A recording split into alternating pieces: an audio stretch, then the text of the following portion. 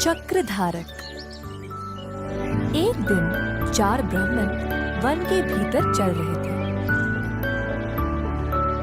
कुछ देर उनको एक आश्रम नजर आया। उस आश्रम में रहते थे योगी भैरवानंदा। चारों ब्राह्मण उस आश्रम की ओर गए। योगी जी बाहर निकलकर पूछे, कौन हो तुम लोग और यहाँ क्यों आए हो? गुरुजी, हमने आपकी अनोखी शक्तियों के बारे में सुना है। आपसे मिलकर हम धन्य हुए। क्या आप हमें भी अपने चमत्कार दिखाएंगे? ये ब्राह्मण अच्छे इरादे से यहाँ आए हैं। मुझे इनकी सहायता करनी चाहिए। योगी जी आश्रम के अंदर गए और 4 बेलचे लाकर ब्राह्मणों को सौंप दिया। ये बेलचे ले जाओ।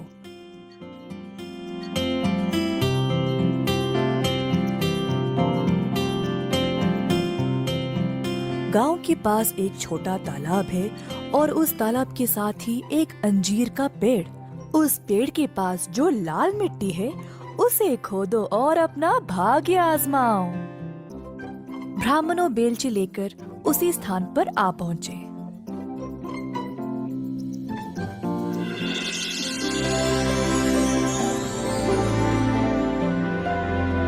खोदते समय पहले वाले को एक तांबे की चट्टान मिली।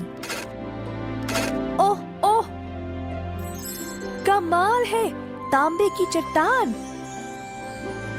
चलो वापस चलकर इसको आपस में बांट लें।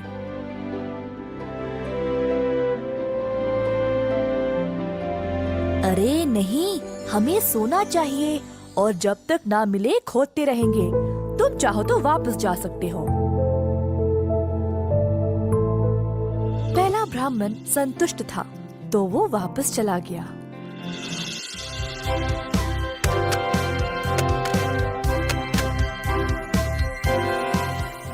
ओह ईश्वर, चांदी!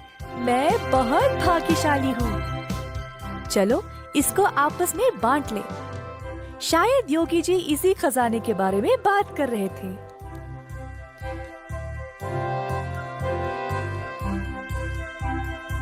हमको अभी सोना नहीं मिला। हम कोशिश करते रहेंगे।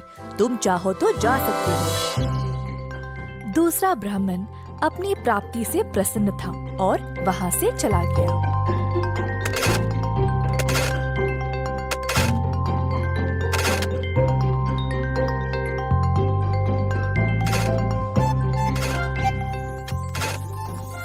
देखो, सोना मिल गया।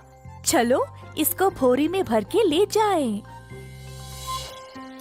अरे ना ना, लगता है ये कोई विशेष जगह है। पहले तांबा, फिर चांदी, फिर सोना।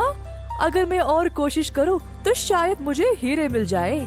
तुम जा सकते हो, मैं हीरे लेके ही वापस आऊंगा।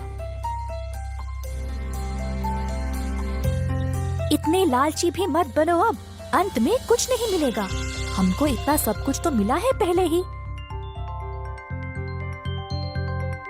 चलो चलते हैं।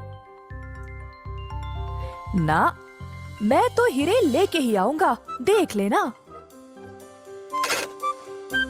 चौथा ब्राह्मण खोदता ही रहा। थक गया और देर भी हो चुकी थी, परंतु ब्राह्मण ने खोदना बंद नहीं किया।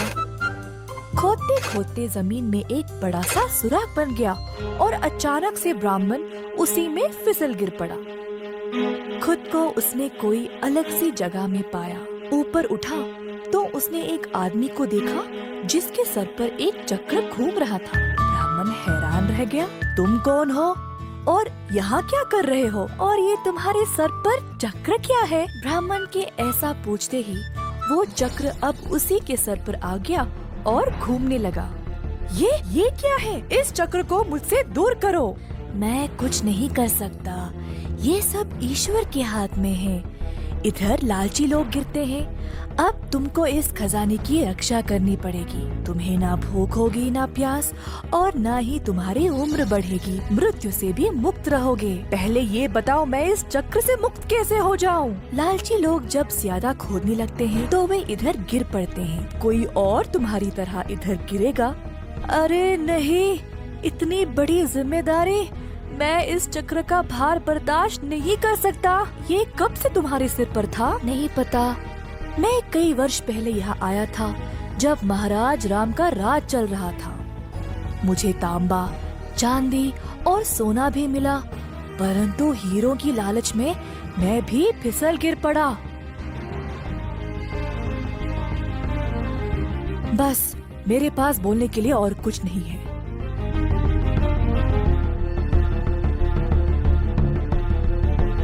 ऐसा बोलकर साधक उसी सुराग से बाहर निकल गया। जब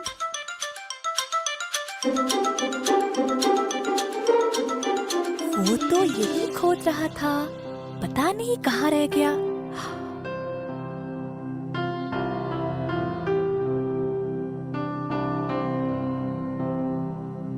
ओ सुनिए, मेरा मित्र यहाँ पर मेरे साथ ही खोद रहा था।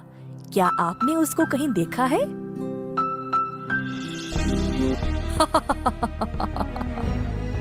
साधक हंसने लगा और तीसरे ब्राह्मण को सारी घटना सुनाई।